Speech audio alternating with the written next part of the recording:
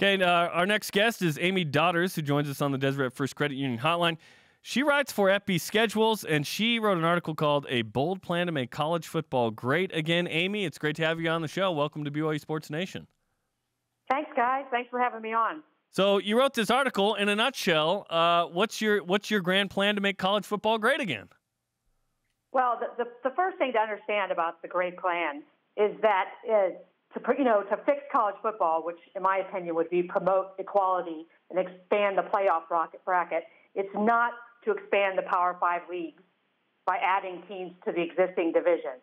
Instead, it's completely the opposite of I think what people think of when they think about expanding college football, expanding the bracket, is to shrink the conferences, actually shrink the conferences and add additional conferences, and therefore get rid of the divisions, which are unfair. And really, this is the cornerstone of the idea. And it all started, I had a conversation with a great LSU friend. He graduated from there. So you got to picture it's a Big 12 girl, that's me, talking to an SEC guy. And much to my surprise, my little Cajun friend told me that rather than the Big 12 being the shrinking violet that we all think it is, that they're the only conference that has it right. That they've got it right because with no divisions, every team plays every other team once every year. And that's the only fair approach. So really my idea is based on that. So we take the six. Go ahead. No, you finish your thought. No, I was going to go into the plan. As it is, to take the 64 current Power 5 teams, plus Notre Dame, BYU, your school, and Army, and then add 10 really well-deserving non-power teams and move them up. So you have a field of 77. Split them into 7 conferences that make sense geographically, that restore some rivalries, that that are valuable to college football. And then you've got your 7 power conferences, and they seed an 8-spot bracket. You mentioned that you believe there should be the elimination of independence in college football. Obviously, that certainly affects BYU, and Cougar fans are going to love that or they're going to hate it. What was your reasoning behind getting rid of teams going independent? Well, it's just another way. I've spent the last several years, analyzing college football schedules, and it's another way for there to be an inequality between schedules that will never be an apples-to-apples, comparison.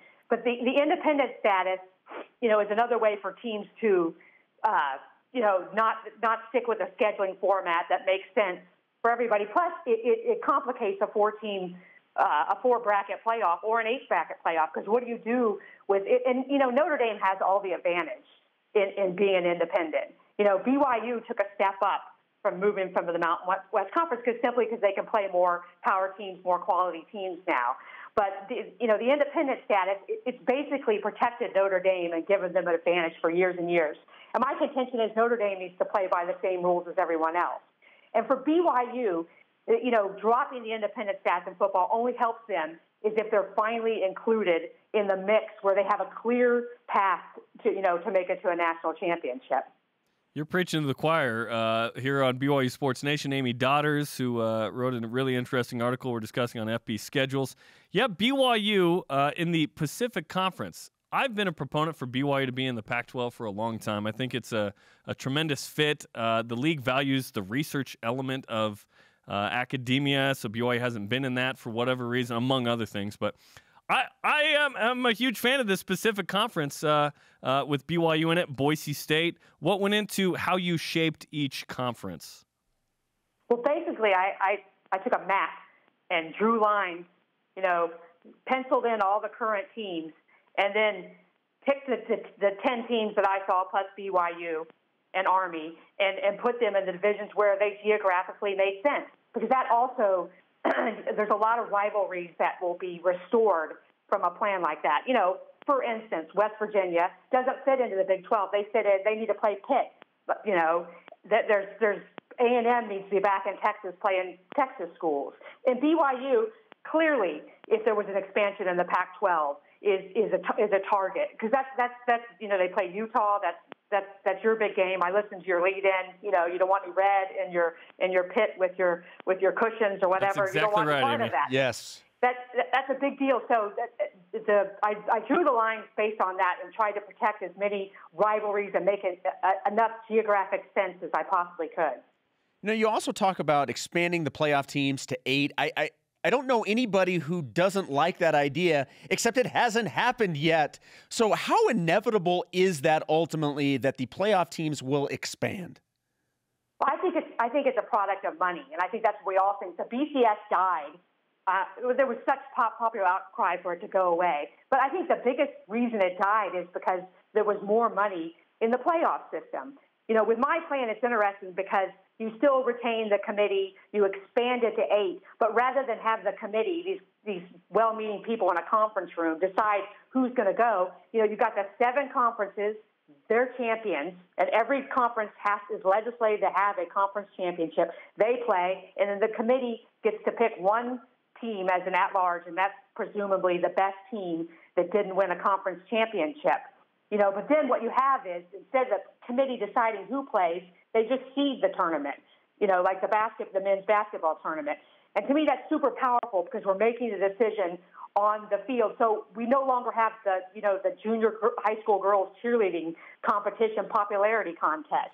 And then, and that's the truth, friends. BYU, I went to Texas Tech. We finally have a clear path to a championship. And the 8-team bracket, of course, makes more sense. I think if they turn on to that, making more money, then I think it's the next inevitable step in college football. College football writer Amy Daughters is on BYU Sports Nation. You proposed a lot in this, and obviously it's, you take out TV contracts and tradition and all kinds of things, and it's a fun read. But what do you think is actually realistic from your proposal? Well, I think the most realistic thing is that you go to an 18 playoff. I think that's probably the most realistic because there is a money element to that.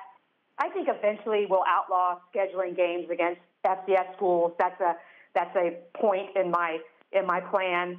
The Big Ten has gone to that. They've said no more FCS. I think that will go. But I think other than that, that's probably the 2 things that are the most realistic in the plan. And I think the other thing is college football continues to be the big money maker. I think at some point, it's reasonable to think that they would split from the NCAA, which is what I mentioned that at the very end of the article, because frankly, we're treating all these athletes as if they're playing the same sport that makes the same amount of money, that has the same impact on an institution. And if we were to single out football and treat that differently, I think that changes everything to the benefit of everybody. And I think eventually we'll see a split just because, again, it's about the money, more money involved. Certainly a fan base like BYU fans are paying very close attention to the next round of expansion, whenever that may be. And a lot of people are targeting when these TV contracts are up. What kind of an expansion would you expect at that time? And then do you believe, whatever the next round looks like, do you believe BYU will be included in that? I do, and I think that I absolutely do. And I think you're right to target around the TV because, again, it's all about the money. That's what's going to happen. We can all have our passionate approach to college sports, but it's going to be about the money. And I think BYU is absolutely they're a target. They're a target for the Pac-12 if the Pac-12 ever decides to expand. And if the Big 12 ever feels forced to make that move, then they're to me, as a Big 12 fan, too, they're the top target for the Big 12. It's just unfortunate geographically for BYU and for the rest of the Big 12 if they were to expand that way. To me, I would be a lot happier to see BYU, which I would think your fan base is, to go to the Pac-12. But I think BYU may be the top target. People talk about Boise State, but you guys definitely offer a much wider, across all the athletic pursuits, the different sports. I think BYU is a better package. I think more than Houston, more than Cincinnati. BYU is a national brand, and that's going to do nothing but help you. So I think you're the next guys to go. You've said all the right words to the Cougar fan base, Amy. We appreciate the time. It's an interesting read on fbschedules.com, which is a great resource to find, and I use it all the time. Look up future schedules for BYU. Amy, great read, and we appreciate you taking a few minutes with us. All right, well, great. I really appreciate you both having me on, and go Cougars, and good luck to you in 2018. Okay, thank you, Amy. We appreciate it.